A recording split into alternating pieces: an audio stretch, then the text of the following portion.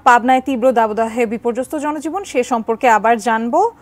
রিজভি, পাবনায় জনজীবন ভোগান্তি, তাপদাহের জন্য জনজীবনের ভোগান্তি সম্পর্কে আমাদের জানাবেন, কি তথ্য আছে আপনার কাছে?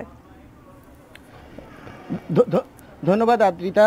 যে গত কয়েকদিনের যে তাপপ্রবাহ চলছে সেটি কিন্তু এখন চরম ভাবাপন্ন একটা অবস্থায় চলে এসেছে এবং তীব্র তাপপ্রবাহ হিসেবে এটাকে অভিহিত করছেন আবহাওয়া সংশ্লিষ্টরা। এবং গতকালকে পাবনায় সর্বোচ্চ তাপমাত্রা ছিল 41°C এবং আজকে সেই তাপমাত্রা কিন্তু আরও বাড়তে পারে বলে মনে করছেন এখানে যারা আবহাওয়া সংশ্লিষ্ট রয়েছেন তারা। এবং গত কয়েকদিন ধরে যে তাপপ্রবাহ সেটির সাথে এখন কিন্তু জলীয় বাষ্প অতিরিক্ত বেড়ে যাওয়ার কারণে তীব্র অস্বস্তি সৃষ্টি করেছে এবং এতে চরম বিপাকে পড়েছেন যে শ্রমজীবী মানুষ রয়েছেন তারা কর্মের সন্ধানে বাইরে বের হচ্ছেন এবং সেই ক্ষেত্রে এই যে অস্বস্তি সেটিকে কিন্তু নিয়ে তারা কাজেও পাচ্ছেন না এবং বিভিন্ন জায়গায় কাজে গিয়ে তারা কাজ করতে পারছেন না। এক্ষেত্রে আসলে তাদের যে দৈনন্দিন যে জীবন সেখানে কিন্তু অর্থনৈতিকও একটা বড় বিপর্যয় নেমে এসেছে।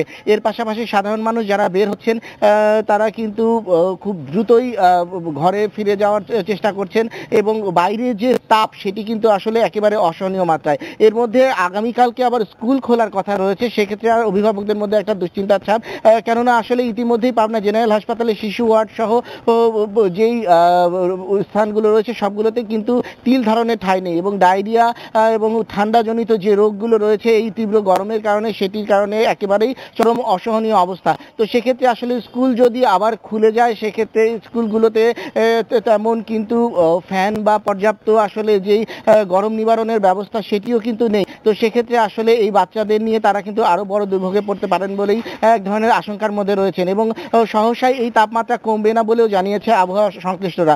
তো সেক্ষেত্রে আসলে এই যে তীব্র দাবদাহ সেক্ষেত্রে নিজেকে নিরাপদে রাখার জন্য অতিরিক্ত তরল খাওয়া এবং নিজেদেরকে নিরাপদ ঠান্ডা জায়গায় রাখার জন্যই কিন্তু পরামর্শ দিয়েছেন চিকিৎসকরা। এই ছিল আমার কাছে সর্বশেষ।